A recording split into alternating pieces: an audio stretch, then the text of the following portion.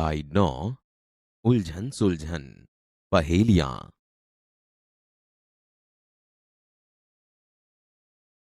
पहेलियां। एक एक फूल काले रंग का, सिर पर सदा सुहाता, तेज धूप वर्षा में खिलता, छाया में मुरझाता। दो चोर नहीं डाकू नहीं, नहीं कहीं की रानी, 32 सिपाही घेरे रहते, तन मन पानी पानी।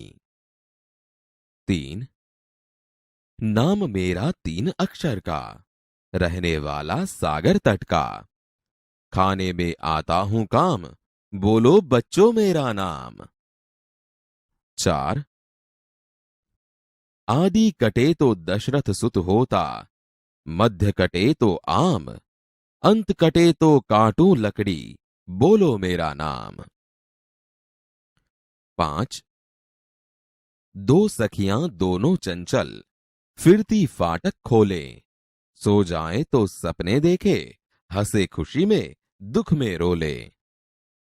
6 दादा है पर दादी नहीं, भाई है पर बहन नहीं, नव है पर 10 नहीं, रोजी है पर रोटी नहीं।